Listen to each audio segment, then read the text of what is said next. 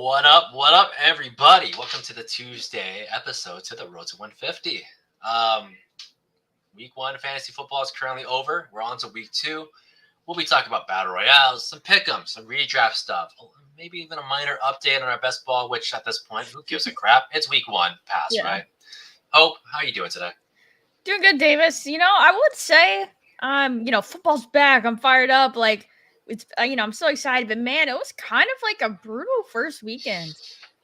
Awful. I mean, we'll start off the top with the two worst. But I mean, overall, like big picture, hamstrings. Everyone's got a hamstring right now. I think I pulled mine coming in here to my room today, and then we've got, dude. I mean, it is brutal out there.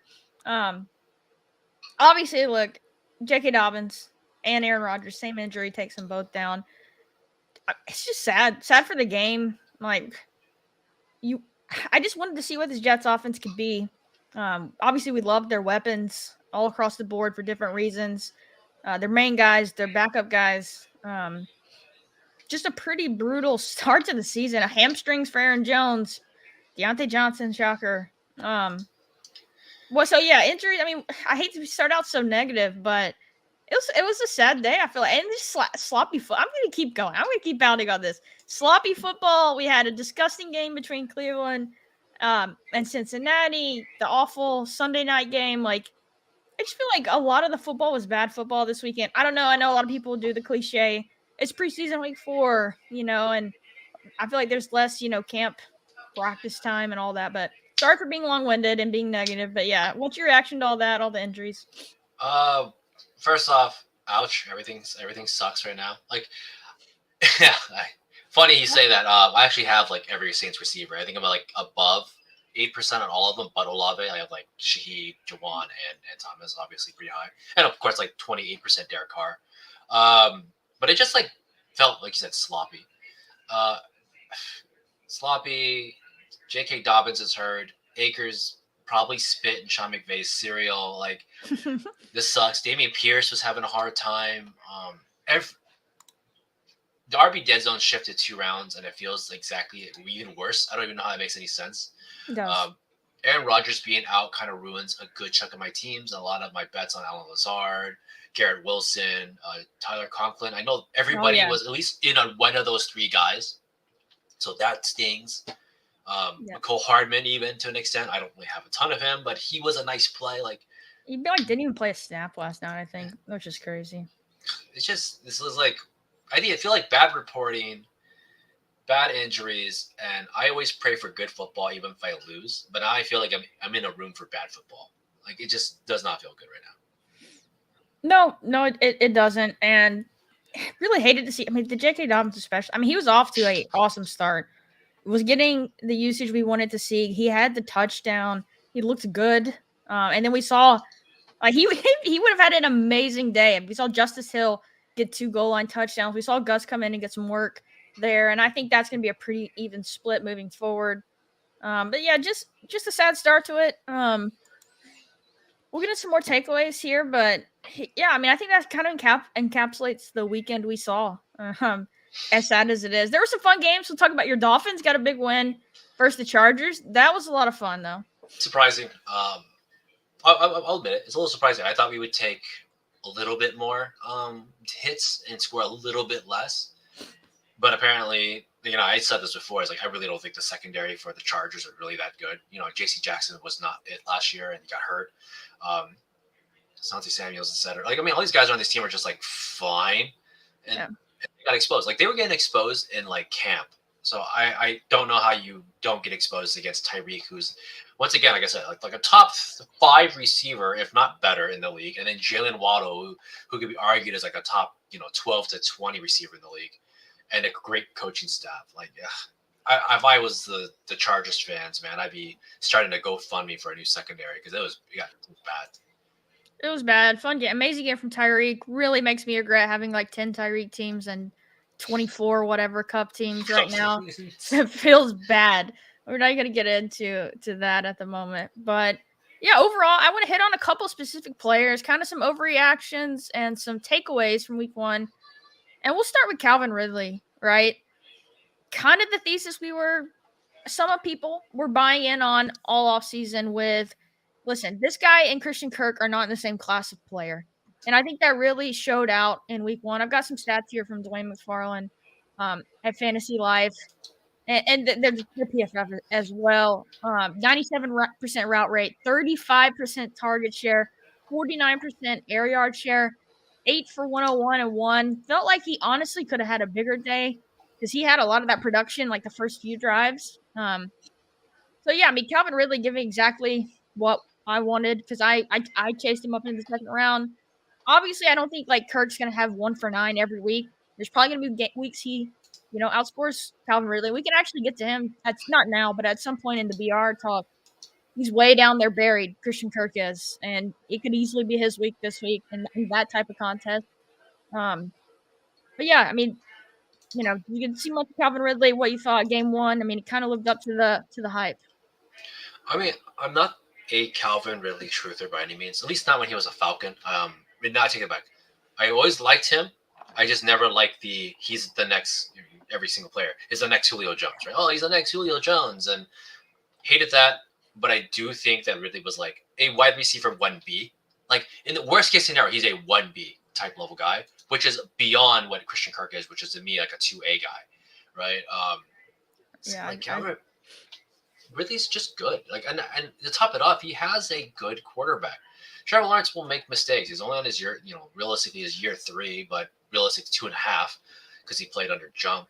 But we've seen this before. We know that Peterson knows how to coach. We know Peterson knows how to make his career. And he plays like aggressive football.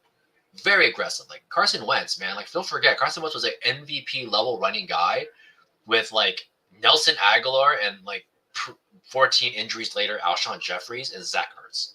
Yeah. So don't be surprised that Trevor Lawrence, one of the best prospects to ever come out in a long time, is putting up numbers with a 1B, 1A type level guy. So I think everyone gets love at some point. I mean, Zay Jones got some love, right? So it won't surprise me if you said Christian Kirk or Evan Ingram down the road just gets a game. Yeah. Elite quarterbacks do that, right? Tyler Boyd has himself a game with Joe Burrow every now and then. So yeah, this is kind of what I'm thinking too. If fantasy functional, like I feel like a lot of people are gonna feel the way you do, and I feel that way. Like I would not feel good about starting Kirk in my season long leagues, but if you're playing in these big top heavy battle royales where you got to finish top 10, and Calvin Ridley's going in the first round of every single one of them, and you can get Kirk in the sixth. Again, I'm not saying I'm gonna have a ton of it. I'm not gonna say it's a gold star awesome play, but for that leverage, for that scroll down, I think it's fine. Again, it's not going to project well. It's not going to feel good, but it's just those type of plays on a big contest like Battle Royale where it makes sense, I mean, I'll also throw it out there. It's like the secondary for the Colts is like really bad. Like their front seven is where it's at, right? You got Buckner, Stewart, Leonard, and a couple others, but their secondary is in PF grades every single one of them in the bottom of the barrel. Their cornerbacks, their safeties are all at the bottom, next to the receivers that they have too. That isn't Pittman, right? So it's like maybe Ridley just dominated because they didn't need Kirk, and they don't need to go to 3 wide receiver sets that often. They're just like, dude, you're gonna smoke these like junky guys. They don't have Stephon Gilmore anymore, so it's easy pickings for them. Yeah, and I also think that scroll down to this comment, yeah, Zay Jones backup, right? I mean, Zay Jones running in 2 wide receiver sets, not Kirk. I think the same thing could apply to him. If you want to scroll down, take a little bit of him in the 6th round of these type of contests, mix him in traditional DFS. I think that all those things are pretty viable as scroll down options. So my second overreaction, and this one is kind of a wait and see, but what the Colts did with Anthony Richardson and with Michael Pittman in week 1, I don't think anyone had on their bingo card Anthony Richardson throwing the ball 37 times and completing 65% of those. Potentially like the best game. I'm pretty sure I saw the stat that was his highest completion percentage in any game, and like would have been higher than any game he had in college. This was pretty surprising. His ADOT though was still low, and this is kind of one of the points I want to talk about with Michael Pittman, who had a good game, 8 for 97 and 1. Anthony Richardson's ADOT was 5.33. Michael Pittman's was 5.78. Right where Anthony Richardson was looking, Michael Pittman was there running that big slot role. So I don't know, how sustainable it's going to be. They got into kind of a mini shootout there with the Jags. But kind of one of my overreactions is if Anthony Richardson is going to have this kind of passing floor, because he had the rushing touchdown, 10 attempts, I think like 50 yards. That's pretty bullish for Anthony Richardson after week one. So, so that's the part I kind of want to push a little bit back on, right? There's right now, if you look at every quarterback this week, like the majority, most of them are these low yardage, 65, 70, 75, 80% completions, like ridiculous completion ratios. And not many of them are breaking that like 250 passing yards. If I told you somebody made 27 reception pass completions and they went under 200 yards, you'd be like, what? Right? Like, what? How is that even possible? And and like you said, a lot of these ADOTs are like 5 yards out. Not to take away from Pittman, because I actually do think Pittman's talented, and at round 7, like, who cares? Like, you draft him. He's a wide receiver 1 in this team. We talked about this all year. But it's like, you take away that 39-yard screen, right? Take away the DJ Moore level play.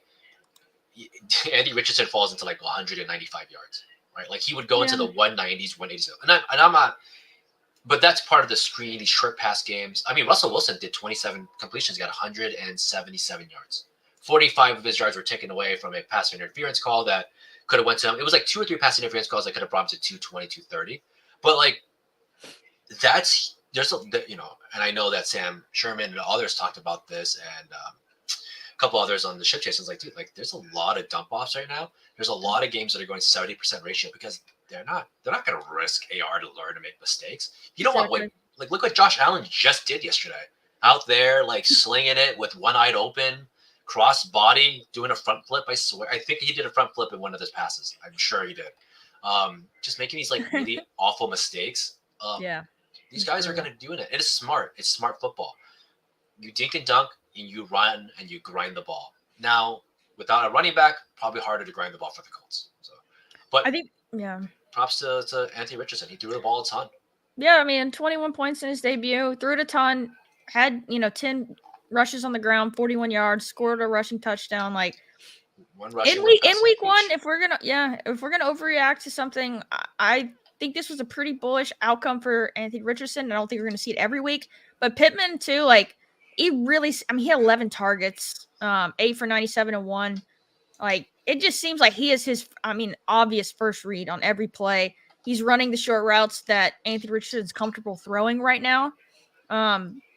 So I think, and this week they played the Texans in week 2. And I know the Texans, Lamar did not have a good game. I think that was kind of a weird, fluky game, to be honest. I know the Texans have made some improvements on defense. I don't want to take away from that. But, I'll believe it when I see it as far as them being a really good defense. And if I'm proven wrong, I'll be proven wrong. But I'll be in BRs. I'll be running some Anthony Richardson, Pittman, skinny stacks this week. For sure. It's just also hard to cover like curls, slants, drags, out routes. Like it's super difficult to cover that, right? And it's also a little bit more difficult to land those throws. So props to him there. One thing I did want to bring up, just because I thought this was funny, I was like watching when I was in the first quarter, coming to the second quarter, there were already people like victory lapping, like Josh Downs, like getting more targets than Pittman. And like, can you guys like chill, like let the game finish at least? Because like, yeah, you know how dumb your victory lap sounds when you're like rooting Josh Downs because he has slightly more targets than Pittman in like the first and second quarter. Like this is some over analysis that is like not needed right now, guys, because you look really silly 25 minutes later. So no, I know, man. The victory laps. That's another thing we got to talk about. Like, God, they were everywhere, and I understand it. Look, I wanted to be right there too. Like when Breece Hall looked awesome, last night. I love to see it. I mean, he's a guy I was excited about. It didn't like go crazy like some people in the space did on him. More so at the field, but yeah, he's excited to see. I mean, like it's part of the fun though with fantasy football. Like if we're gonna have these tags, like we've got to know that they can easily be thrown right back in our face. So take your wins when you can get it. Take normal wins or take fair wins, I would say. I guess Yeah, as long as you're taking it from like a fun perspective and that type of thing. Like, I don't know. Victory lap. I know, dude. Some of the victory laps were pretty Some insane. people were victory lapping at quarters. Like they were victory lapping like middle of the game's like takes. Like, come on, man. And like to top it off, like proud of Reese Hall. He did Yeah, those yeah, two huge runs, yeah. and then like right after that, he ran like 7 for like junk. Right. Still props to him. Still 120 yards. Way more I would have given him, and that's amazing. But Yeah. I'm not even lapping on Brees. I'm just talking about like the Josh Downs. Like, come on, man. Josh Downs. That one, I know you messaged me like immediately on Sunday when you saw that. It's like, what are we doing, man? And then like he got like 7 total. It's some junk yards. Like it's just. I remember last year someone victory lap like Jarvis Landry week 1 game, and I'm like, okay. I will say too, another point on my bullishness for Anthony Richardson. Evan Holt did go down this week. Now I know Zach Moss is potentially back this week, so that'll kind of be a 1-for-1 replacement. But with that running back room the way it is, and I know the one thing is though, Anthony Richardson kind of got banged up. He did not play the last series for the Colts. I think he's fine. It was precautionary, and I think if they would have had a chance to actually win the game, he would have kept playing, or if it had been like a serious game as far as like playoffs, which they will not be having this year, he would have kept playing. But anything else from week 1 before we kind of go over to week 2? Did you have an overreaction or something you saw? Overreaction wise, really none. A lot of it did play correctly. Okay, you know what? I have one. Tannehill has taken a step back. Ryan Tannehill like looked really terrible, and Yeah. I'm a big Ryan Tannehill guy. Ryan Mannahill is my homie. Love him as a Dolphins, former franchise quarterback. But he was just doing some really god awful decision making, which is not what Tannehill usually does. He was throwing to double coverage. He was challenging Marshawn Lattimore with a like 33-year-old DeAndre Hopkins like in double coverage. It was just really bad. I think overall your fantasy bags you're fine when it comes to like Treylon Burks and maybe Chig. I think Chig scares me a little bit right now, or DeAndre Hopkins. Hopkins still got a bunch of targets. Got a bunch of targets and has upside. I do worry about Tannehill just being real. I said this before, like I just don't want to draft Tannehill. Like I would rather take Sam Howell, who I know can run. I'd rather take Desmond Ridder, who's like a complete unknown behind a good line.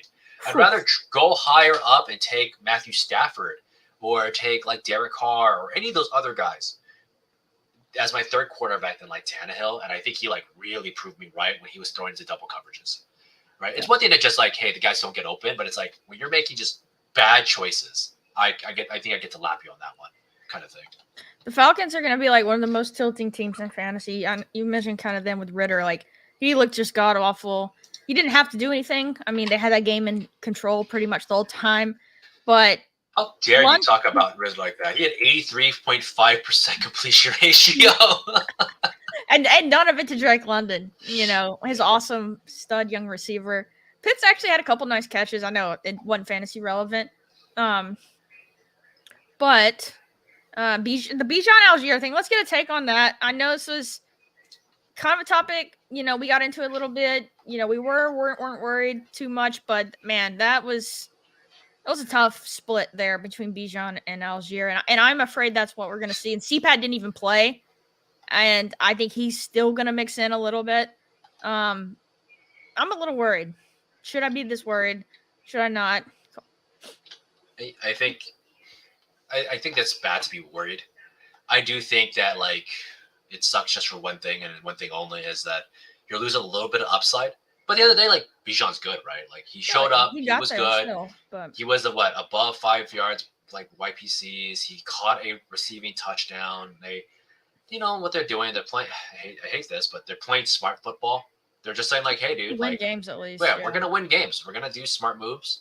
To win like 8 games, more likely. I think they have a shot to do. Their defense was like really showing up too. Yeah, I mean the Panthers have nothing at receiver, which is tough. They don't. But at the end of the day, like they play the football that wins. Like, they're just grinding the ball and making the defenses suffer. So it's smart. You have 2 running backs. I was a bit under on Tyler Algier because I thought Bijan was just going to be this guy. But if it's even a 50-50 split and they're all having 20 touches, do we care? Yeah, we just care that we overspent on one guy. But it's like I've got the stats pulled up. I mean, 15 for 75 and the 2 goal line touchdowns, Algier. But I mean, he got 15. Bijan only got 10 carries. I do think that'll potentially flip as the season goes, but I do not think at all Algier is going away. No, probably not. Not at all. Receiving, I mean, 6 catches, 27 yards in the touchdown. Wasn't even that efficient through the air for Bijan, but got the 6 catch. I mean, Algier still, he caught 3 balls. Like, he's going to be an issue. CPAC comes back. I think it definitely hurts Bijan's upside for sure. I'm still excited to, play him every week. Obviously, if you took him in the first round, you're going to be playing him in your leagues, but 6 receptions though, so that's exactly what you want. exactly. Algier's not really getting those, and I think just he's a rookie, right? Rookies still have to be acclimated to football. I get that Bijan's like these awesome prospects, but everybody takes a little bit of time. I mean, even Julio had a bad year one technically on paper in comparison to the years receivers we have now. So it takes a little bit of time. They're playing behind a top line. He's going to get 16 to 20 touches. Like, that's all you care about at the end of the day. I agree. All right. That's a good recap week 1. I mean, there's some other games we could hit on, but we'll move on to week 2. Some of that'll come up as we talk week 2 and draft. So I'm going to pull this up here. Here's our top 5 game totals. This is going to be kind of more BR focused. As far as talking about what we're looking at drafting this week. What initially stands out to you from these matchups, or we can kind of go game by game, but obviously, again, a clear top game total. I think the Bills bounce back. If I'm gonna give, if I wrote an article, my only trade article this year, I'm gonna write, but I wrote about the Steelers. Right, when you play elite defenses, like don't be surprised when they show up. Right, we had the Jets as a top defense. We had the Cowboys as a defense that was already good but got upgraded. We have the 49ers as the number 1 defense, right? Like, and the Eagles, they came in there and had the best pass rushing line, and they showed up to be the best pass rushing line. So, like, when we're surprised that that's the case, it's just funny to me. So I do think the Bills just had a bad game. Obviously, Josh Allen just wasn't good, but the secondary is probably going to be a little bit easier to beat versus the secondary that the Jets have. So I think that's a nice bounce back. Yeah. I'm really interested in this one. And we'll probably touch on the rest of those, but I think that one is probably going to be better than we think. I think that's a good call, and I think this goes with what Mike's saying here with the Raiders being able to run the ball. I mean, we saw the Jets last night have a lot of success on the ground. When we get to the BR talk, Josh Jacobs is, I think, a really good pick because he kind of goes after like the top 4 or 5 RBs on the slate. He's kind of just where he goes, not saying he's this player, but he's like a tier down in drafts. You can get him a little later. And so I really think he's a good, strong pick this week, especially if you're doing like, if you go like round 1, round 2, Diggs Allen, you can get Josh Jacobs on the run back like rounds 3, 4. I think that is something that's really fun this week. You can also get Devonta Adams a little down as well. I mean, 21 touches for Josh Jacobs. And he was in goal line range. He almost got a touchdown. He would have salvaged his bad week. So, yeah, I think you can do that. The Bills are very suspect right now as a defense outside of Tre'Davious White. Chiefs Jags. I pulled up the box score from last week. There wasn't, much too interesting from the Jags side. Kirk had a good bit of catches and a touchdown. Didn't have a lot of yards. Guess what Travis Kelce's stat line was last year in this game? I'm assuming like 140 and a touchdown. No, he only had 98 yards. He had 14 catches. 14 catches and 2 touchdowns. Okay. 98 yards in this game last year. I'm so sorry. Only 98 yards and 14 catches. Didn't hit the bonus on the other side. But I think this will be a fun one for sure. I think Kelce's going to play. It seemed like he pushed to play last week. Him and Andrews both being, they're going high in these drafts. I think if you're drafting now, you're drafting with the, you're willing to risk them missing and having to swap. If not, I would wait until later in the week to draft if you don't want to take that risk because they are going high in drafts, and I think they're good picks right now. But yeah, I think that's going to be a fun one. Ravens-Bengals is one I don't know what to make of. Obviously, the Bengals look absolutely horrible. We know that the Browns have a really good defense. So this one is, I really don't know what to make of it. I think it could be a bounce back spot for both offenses. Is kind of how I want to play it. Yeah. And the market's so reactionary. Like, besides Chase and Andrews, you can easily stack them up. Burrow and Lamar are down past, like, the top 2, 3 QBs on the slate. So, I think it's one to target still. And then, of course, Chargers passing game against the Titans. We just saw Derek Carr go for 305 on the Titans. I want to run back the Chargers again. And then you had a guy as well on the Chargers. Did I? Oh, Joshua Running back. Kelly. Yeah. Yes. I'm using Joshua Kelly for a lot of things right now. I'm in just for waiver wire talk, free agency, redraft talk. I'm like taking all the Josh Kellys. I talked about him a lot in best ball this season. Austin Eckler has come out and said before, right, last year that he was his direct backup. This year we were like maybe Isaiah Spiller. Yeah. Joshua Kelly seems to be direct backup still. If Austin Eckler misses time, and right now you can get him off just on a scroll down at pick 36, I would be signing up some Joshua Kelly. Like it doesn't hurt you, and you're getting a running back that has already succeeded, and any running back who's ever played so far behind that Chargers line has succeeded in the past. Yeah. I can't think of one that just didn't work out so far. That Well, yeah, I mean, the Chargers rush for so many yards, and I don't know if that's, Dolphins defense. Obviously, the Titans, they have a pretty formidable D line, but I think since the Chargers are going to be passing it very effectively, there's going to be plenty of run lanes open. I think, there's a chance Eckler plays, and obviously, if he plays Josh Kelly, it's kind of worrisome, but maybe you could still take Eckler. The problem is if you take Eckler now, you're still spending like a second round pick on him in BRs. So you really kind of need him to play because you can swap him for Kelly, which would be fine. I mean, you can set your ranks to swap for Kelly, and you probably would get him in drafts that you do this early. But I do think that is a risk that you have to kind of account for. And then we mentioned the last one, touch on Seahawks at Lions. Obviously, this game over the past few years has been a shootout almost every time. Seahawks looked dreadful in week 1 against the Rams, who we all thought were actually going to be dreadful. The Seahawks is my number one. I'm worried. Like, if they are truly this bad for my best ball portfolio, a lot of Geno, a lot of Lockett, a lot of JSN. If they're bad, that's the scariest kind of like overreaction I've had is, man, I hope Geno does not revert back because I really bet that they were going to be good. But yeah, any I'm just kidding. I'm kidding. I was kind of a dick about that. any thoughts on Seahawks Lions? So I did want to touch on the last thing with the Chargers thing, as there was a lot of touches given to Kelly last week. It wasn't like he got like 10 touches. He had like 16 on the ground alone. So it is something I want to consider. Like in a game that was that tight, it just tells me that Eckler probably was not feeling it. Well, Eckler, I actually know this one. He got the like what people are saying potentially is a high ankle sprain. Like I think what was the third quarter, and then he only played, I think like 4 of the last like 25 snaps for the Chargers. He missed 12 straight after he got banged up, and I saw that tweet. I just wanted to kind of. Well, like that's my point. That's the point I'm getting at too. It's like in a game that's super tight, that they needed him to win. Like they weren't able to really use him or put him out there. So I do think this injury is a lot more serious than I think that we're probably giving. That people right now drafting in the second round, like Eckler, are giving it credit for. So it's just something to consider, especially when it's not like he took a big run. It's like 91 yards and 16 touches. That's huge. No, it's nice. It's really nice. And no, if I was like projecting right now, I would think Eckler misses this week. So I don't think it's like the worst if you wanted to. In worst case, he's going to be pretty hobbled, I think, if he tries to play this week. So we'll see. We'll know more towards the end of the week. Interesting tidbit too once we get in the drafts.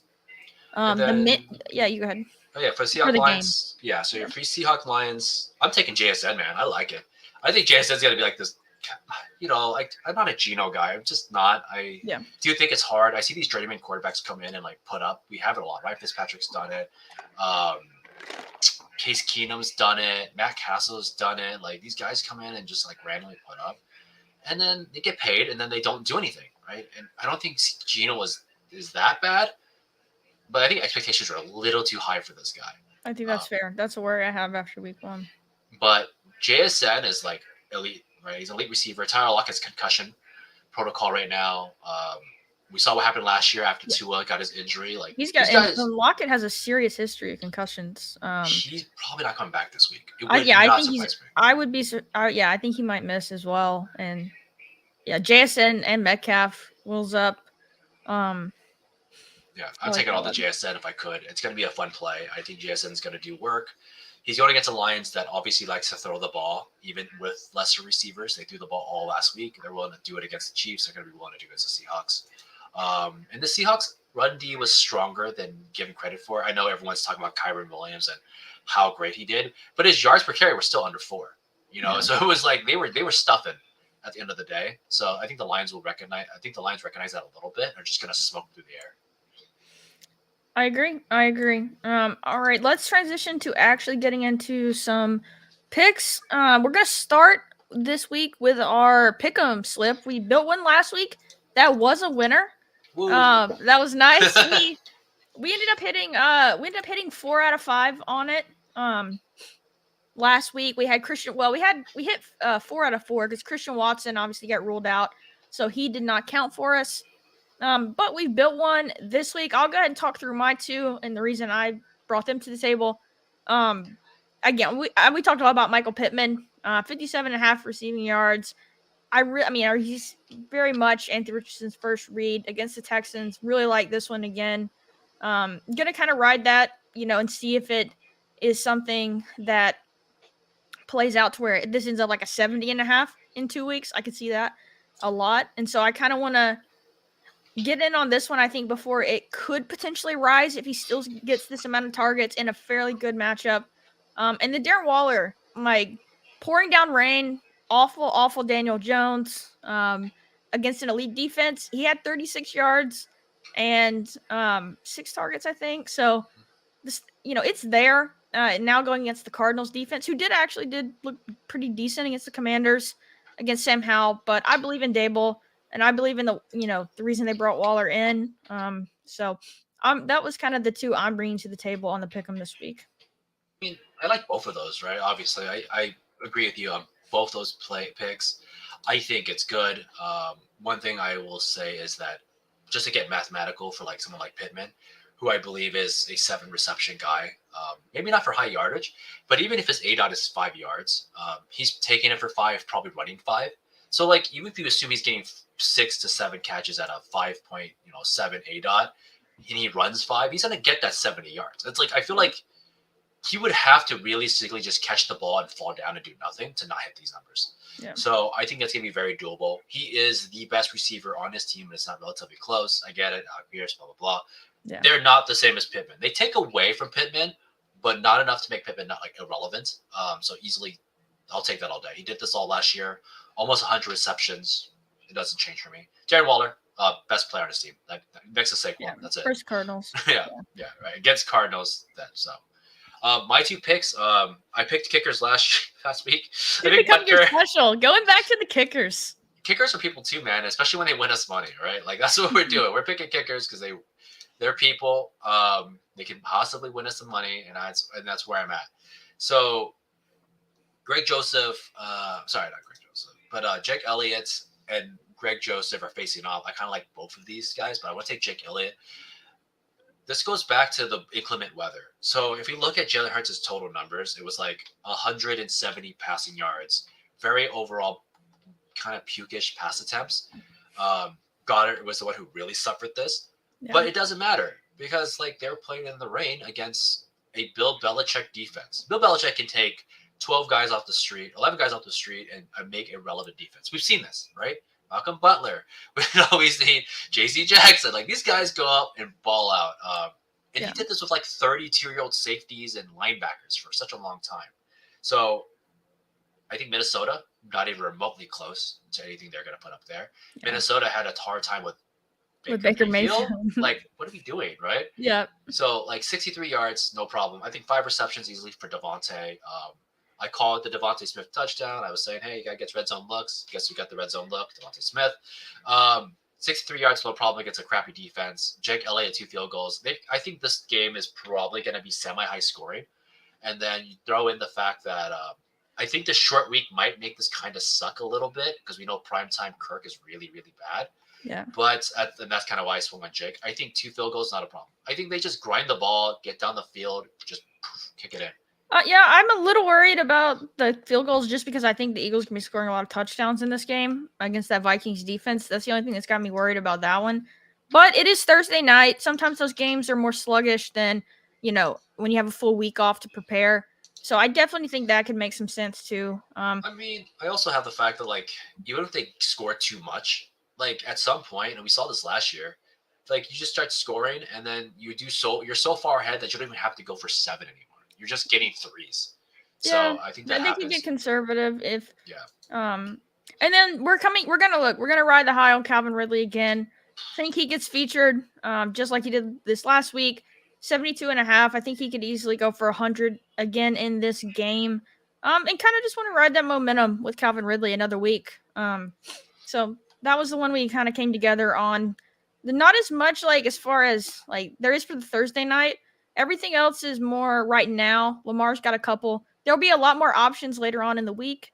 So you may get some, some better stuff you like more as far as receptions or fantasy points. But really like these at least as a first look at the Pick'em lobby this week. And so we're gonna go ahead and submit this. And then shout out to the guys that followed us last week, and then shouted out us when they won. That was really thank you Yeah, for that was that. cool. We It was had cool one to person pick a who winner. beat. It was cool. We won for one. We could have quit and been undefeated. Also, I'm excited to use this too at some point. Doing another big giveaway, giving 10,000 to 10 people, and you don't even have to get your pick'em correct to be in the drawing for that, which is pretty cool. So I need this to break even for my best ball. That's what I need. I need this after hit week one of best ball, we're trying anything we could do, giveaways to get our to money get back. back. Oh, that was tough. And so, and another little mix up here. So, not mix up, change up. They changed the dog bowl to $50 entry this week instead of 10. I think this was pretty smart because of what this is being a live final. I think that price point is good because you really want someone who wants to win this to win it. And having to put $50 on the line, like, that means you really want it. A 10, you can I threw a couple in at the $10 price point, and I do want to win it, but I think this is a smarter thing to do with less entries. And then the big battle royale this week is 10, not 5. But they do have a mini royale this week, and I think that's where we're going to draft a couple of tonight. The mini royale is only 25 max entries, which I did not know when it dropped, and I've already ripped 10 of them, which I'm fine. I like the 10 teams I've drafted. I did not realize this was only 25 max. But I'll definitely be maxing this one out. I think that's pretty cool to give the two different options. I don't know if they're planned to stick with the $10 price point on the main one. I actually don't think they will, but we'll see. I think it's a good mix up. But yeah, let's hop in one. We'll kind of get some of our other plays we like while we draft. Okay, let's not start this. It's week 1 against the best defense. I We mean, got I'll just point out that Jalen Warren has 6 yards. I mean, come on, he has 6 yards. 6 catches or 6 targets. 5 receptions for like nothing. So that's what they're tied on fantasy points on the year. yeah, I know, and that's like I don't think anyone's victory lapping anything right now.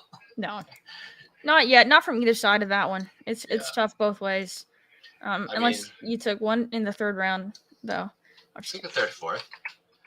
I was just messing. Yeah. RKFD.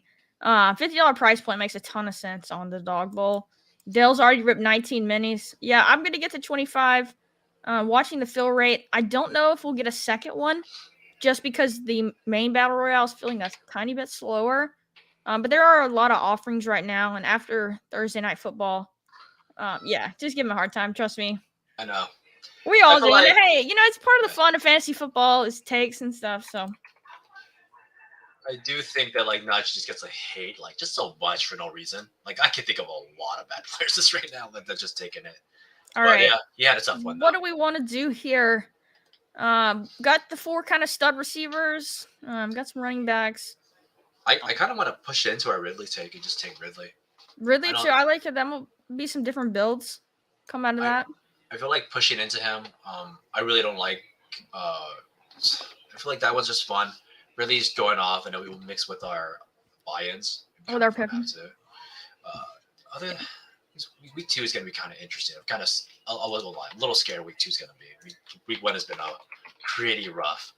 I think all 4 of these receivers are in great spots. Even Chase. That's what Tarek was saying earlier. Marlon Humphrey missed game 1. Yeah, he did. I think he probably is going to miss this one. I don't know, actually. I'll need to look closer into that. But Chase, I think that might potentially be a bounce back spot for both teams there. I would have considered that. I probably would consider Diggs. I feel like Josh Allen's like over reliance on Diggs really showed up. Yeah, Diggs Allen is going to be a great stack. I don't know about Diggs Allen, but I know Allen. I know Diggs for sure. I'm probably taking right. I Fair think you could enough. probably do. I think Allen's going to bounce back this week Do you think against you the could do Raiders. like Diggs Adams if it was possible? Oh, it's definitely possible. I have a Diggs Allen Adams team in this already. All right, we're back up. Pollard versus the Jets. Adams, Henry. Ayuk is all the way up here this week. That's a talk about not overreaction. I think Ayuk's an awesome player, but I would probably just go with ADP with one of these three guys. I'd probably go Pollard. Pollard. Yeah, I mean his usage was really good. Got the goal line work. He got the goal line. Dak looked kind of bad. Yeah, I mean they just Dak didn't have looked to pretty do bad. anything though. True. That's what I feel like. I feel like Pollard's gonna get more work this week through the air because it is against the Jets though, which they could just swallow it up. But even if they had to do that, they'll just be running. We're up again. You can scroll down some. Or we have Waller Andrews if you want to grab one of those tight ends. Metcalf versus the Lions. I'd probably grab Adams honestly, just to get that stack. Just talent. Well, we don't have the stack. But... Sorry, not the stack, but just to get him because Jacoby is hurt, right? So we need the one on this team. I'm down, and Jimmy actually had a pretty decent game. At least, analytics. I mean, and Adams in general still got like 70 yards against a pretty tough defense. Patrick Surtain was actually, played him tough. We joke about wide receiver cornerback matchups, but it was a good matchup. Obviously, Adams won his fair share. Surtain won his fair share. If Adams scores a touchdown, he gets there. So, kind of the thing there. Yeah, this is kind of what I'm hoping. The weather, it was kind of like a rainy game there as well. Felt like a lot of games were. So I think we could see a good bounce back game for Burrow and hopefully for Lamar as well. I mean, it also, like, when you think about Burrow's history too, he's always been under when he faces off against the Browns. He actually has never broken any of his yardages. Never does well against them. So I feel like this is like an amplified version. Week 1, missed all of preseason, possibly like a lingering injury. It's all the above, right? Like some guys just don't do well against certain teams. And for the Browns are his kryptonite. Yeah, it does seem like that. So when you guys talk, Sam Laporta goes that high. So I'd still be looking at potentially Andrews here. I'd be fine with that. I would totally be fine with that. I think he's gonna play. I mean, he practiced last week. And then I think we'll have our pick if we want to do Trevor or Lamar. Yeah. Because we'll have either stack, and then we can figure out our last pick when it loops back around to us. I'd probably do Mark Lamar. Yeah. Or actually, Trevor's fine too. But I think the rushing is just too nice to pass up on. I do too, and I feel like Lamar goes, so we're not going to get Lamar. We can do Trevor. I think we definitely do Trevor here because. Yeah, we'll do Trevor. Or well, let's see if everyone else. No, we have one person who hasn't picked a QB. They're probably doing Burrow, but I think we just take them. They're no badge, but you never know. There's a lot of plays down the board too. I like. So some people kind of like this week. You don't want Rashee Rice? You don't want to stack your Calvin Ridley's? Is he seamed up? He was somewhere on here. I know he has an ADP. He's pretty far down. Just type him down. Just type his name in, it'll pop up. I do not want Rashee Rice though. Yeah, he has been picked. I know it's kind of funny, but I would probably consider like Mike Evans against like the Bears. Just another weak matchup. Would be. That's what this is what I want to talk about. I had put on our show sheet the Tampa receivers again against the Bears. We just saw Jordan Love have a super efficient, game through the air. Dobbs caught 2 TDs. He didn't have that much yards. But I want to go back and attack the Bears secondary and get in the Tampa receivers. And one thing too, Evans is here. But once again, he caught the touchdown this week, but they both received the same amount of targets. Chris Godwin all the way down. It's just so reactionary week to week. And Evans, he caught the touchdown. He had a little bit more yards too. But I think both are good clicks again this week. I mean, Evans had possibly a monstrous game. He missed one catch. It was like an ugly catch that he barely missed that would have put him in like way over the top. Like he's the guy. Like he's the big body guy that freaking Baker likes. Baker loves these kind of guys. He I don't does. I know. mean, I think Godwin's gonna be good too, though, this week. Like they're both good picks. Not going Romeo Dobbs probably. All right, I'm good with just going Evans. There You we like go. that? I think this is a solid one. RB gets a little bit worse after the top. Well, after the top guys this week. Let's go back to the lobby though. We'll do another one. Okay. We'll hop Yeah. on in. I'm all aboard like the Evans train now, and that's one of the bags at least I'm happy on to have both of the Buccaneers because bad football is bad football, but it still gives you football points. It still gives you fantasy points, especially in best ball, where I have to think a lot less. Well, that and I think the Bucks are gonna win this game. Oh yeah, the Bears are just the worst. People make fun of like Mike Evans got 10 targets. Wow. And one of those that was very much catchable. Like it was like just a dud ball that he barely missed. It was his fault that why they didn't catch it. And it would have been, I think it was a touchdown. It would have been a touchdown if it hits. We don't do this enough, but while we wait for this timer to run down, like, subscribe, really helps us out, really keeps us motivated to do this, and really appreciate it. But yeah, throw a like, throw a subscribe. If you don't play on Underdog, you want to get on the pick'ems or the daily drafts, use my code. It helps out both of us and helps out, keeping us going. So really appreciate you guys hanging out. And of course, share the content, man. If we win 2 weeks in a row, wouldn't that be kind of cool to tell your friends about that? Like, oh my god. Hey, like you never know. It happens. Pick'ems are hard. I got so tilted, so I had to pick them for the Saturday, the college football. And obviously I'm an Alabama fan. We lost to Texas, whatever. And our quarterback, Jalen Milrose, was 51.5 rushing yards was his higher or lower. And he got it in the first half. But because of college sack rules, we got sacked like so many times in the second half. The sack yardage, gets pulled away from the rushing in college. So he dropped back under 51 when I had a perfect like 5 out of 5 pick 'em. And the quarterback getting sacked knocked me back below after he was at like 57 something yards at like halftime. So it was tough. Double loss there. It was brutal. It was like, you know what? We lost. We don't have a quarterback this year, but you know what? I'm winning this pick'em slip. Did not happen. All right. Yours is worse than mine though. My Deontay Johnson one was a stinger. So we could maybe do a Mahomes Kelsey, or we could go back to Ridley. Let's try Mahomes Kelsey. Let's go for it. Let's see that they go in this awesome shootout situation. Yeah, and we know too, like Kelsey spike games, and he goes. So we're gonna have a probably naked Mahomes here, which I think is fine in this. We can stack it up around it. I like Saquon versus Arizona, Bijan versus the Packers. I don't like really. I think Bijan versus the Packers would be pretty good. Yeah, it just sucks that we can get Algier and probably get the same numbers. I kind of rather go Saquon versus the Cardinals. I think. Okay. As a bounce back spot. Fair enough. And he does get a lot of targets, and he's not really sharing anybody.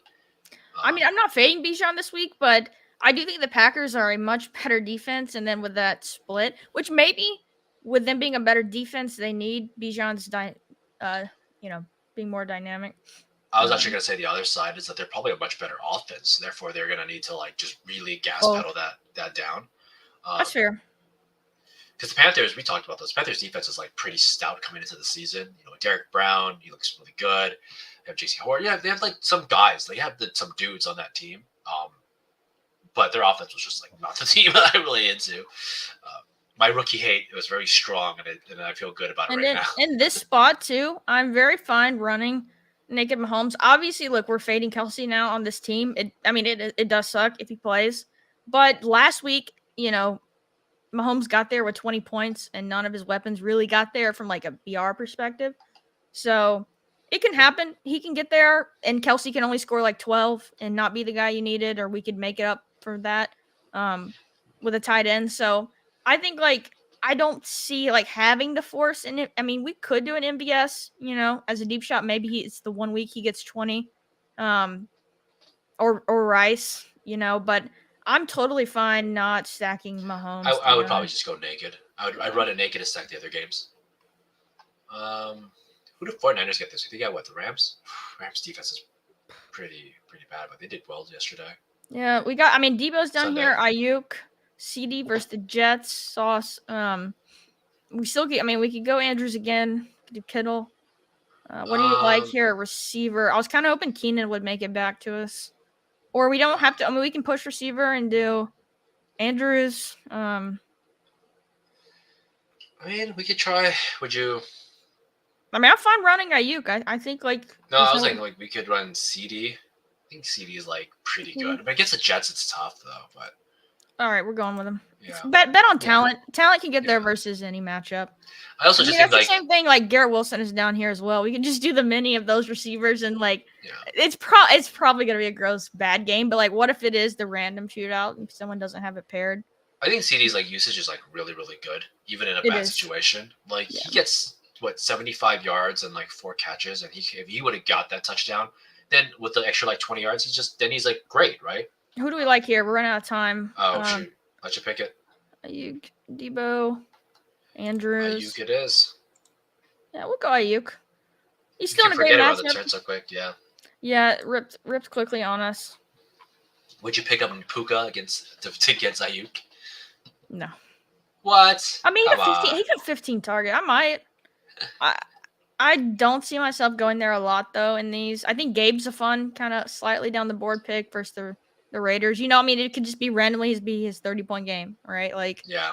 you just never know, and he's good in this format. Would you grab Adams to go with your Gabe? Yeah, I would definitely do an Adams Gabe mini, or if I'm doing Allen and I skip Diggs. Fair enough. But there's a lot of good. I mean, scroll down plays again. I mean, DJ Moore could bounce back against the Bucks. I don't love it. I don't think 2 targets. I mean, it's gonna be tough all year. I mean, I think he got blanketed. Jaire is elite. It's tough. Jair, yeah. Yeah, Jaire is really tough, and Fields isn't that good. But he also was just running. Like I was watching the snaps go, and they were just like sprinting away. Like he was like, "Oh, I'm dead."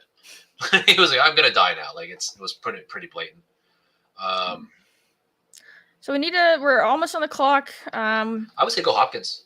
I consider Hopkins here. A guy Take that Hopkins? overly targeted against a weaker secondary. I don't mind this Against in a actually. possible I did it. shootout. I picked him at once earlier with in a Chargers stack. He got 13 targets. You know, even if it's not going to be efficient, I don't mind that. And then we have to pick our tight end. I mean, we could do Kittle if we think. Doubling No, up I don't wanna doesn't double work. down on It that. doesn't work on these as much. I mean, I kind of like I would say get Laporta, Laporta. Say Laporta. Musgrave. Yeah, Musgrave. Sam Laporta was nice. 5 targets, caught all 5. We know against Seattle, targeting tight ends can be good. I mean, Jared Goff also. I mean, this is the same Jared Goff that threw to 3 tight ends in one game for touchdowns last year, right? Like, I think they're going to utilize. I like Laporta. Yeah. Laporta's a play. I think good. Sometimes you're going to get these where the stacks just don't line up, you know, and something like this though, where you have to be kind of perfect. I don't mind, you know, kind of shooting a parlay, especially like forcing an MVS. I mean, I could see it in this, but I don't mind it. You know, it sucks when your stack gets messed up. Yeah, nothing you can do about it, but you just have to just accept it. Is I guess the best thing. Facts. All right, I say. Before you got like any team that you particularly like that you put out already? That I did already? Yeah. Put out one of your favorite teams. Shoot it out. Yeah, we can look at all of them. Or not all of them, but also look, I did pick Josh Kelly on one of them already. Ooh. I also picked Eckler. Pierce, that's funny. I did go Pierce as well. That's an interesting one. Versus the Colts. Let's see. Where is my Andrews Lamar team? I think it was this one. I really like this team a lot. Got the Lamar Andrews Chase stack.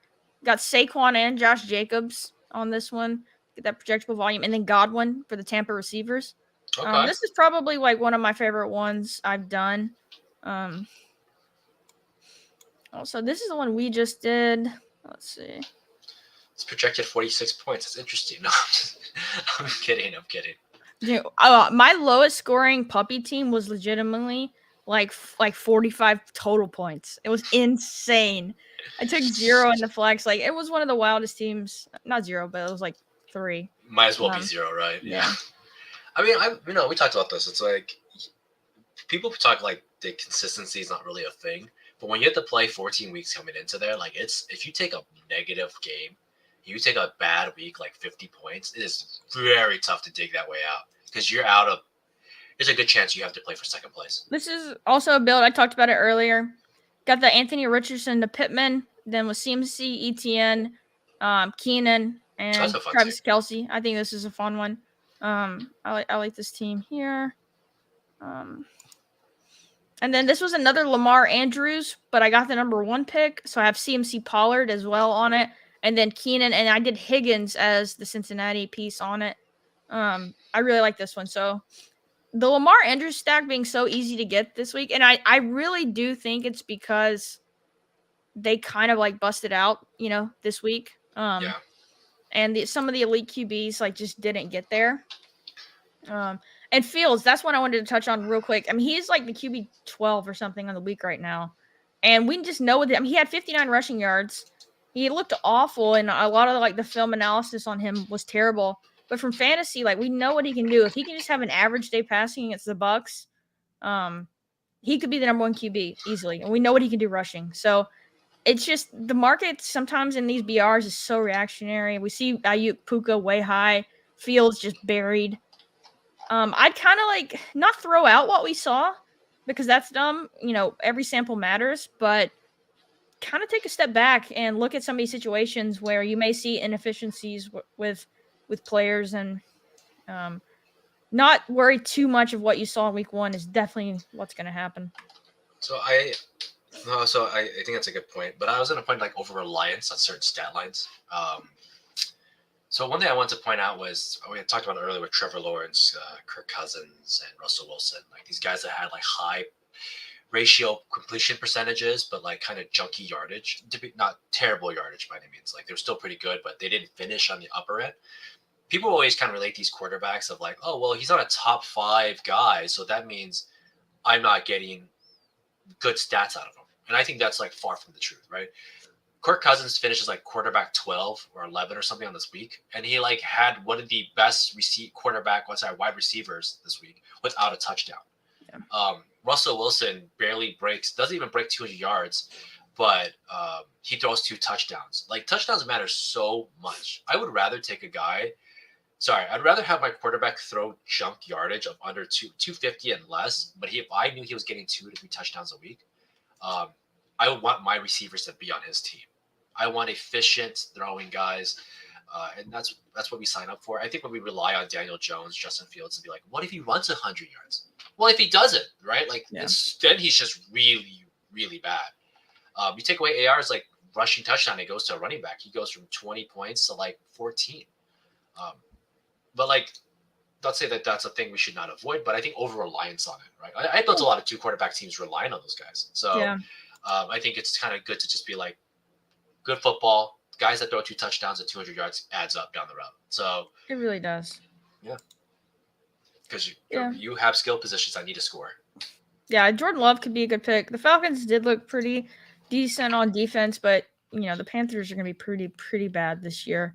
So I could see going back to Jordan Love as well as a scroll down pick, even though I think he's actually higher than Justin Fields and ADP. And I agree. Like, I'm not trying to say like Fields is going to smash this week because we don't know, but just kind of seeing him down that far and knowing what his ceiling is, I'm going to have some Fields teams, or maybe even just some like naked Fields teams as well. So. Yeah, I think Jordan Love's stats were like the flukiest stats you could have, like 15 receptions, like 15 completions for 3 touchdowns and 250 yards is like some Madden level Yeah, you're stats. you're not going to be that efficient, but I will say we're blowing them out a lot of the game. Yeah, that's true. So. But yeah, give me guys like, I think any of these guys can be well. But like I said, if you're looking for like skill positions, like you want that skill guy that's throwing 28 completions, right? Quarterback's doing that, and he has touchdown efficiencies. Because that's money in the bank right there. It is. All right. Thank you everyone for joining us this week. Good recap. As the season goes on, we'll get more into the best ball stuff as the teams start taking shape, and we'll sweat some of our teams with you guys. We're gonna let that kind of go for a few weeks, see where we're at. We'll be back though with more BR next week. Excited to see the games, of course. even if the first week was just a lot of bad football, hopefully it's better in week 2. But yeah, anything else, Davis? Before we sign out. Um, I'm sorry if you took J.K. Dobbins or Cam Akers on my word. I apologize. It's been a rough one, guys. But we have 16 more weeks of football. Let's knock it out. Your advancements will get better. Week 1 always looks terrible. So yeah. All right. Thanks everybody for hanging out. Like, subscribe, do the things, press the buttons. Really appreciate you guys hanging out with us. Potentially we'll be back Saturday night for a solo stream. We will see, depending on what's available in the lobby. I might be there, so stay tuned on that if you follow me on Twitter. Potentially back Saturday. But peace.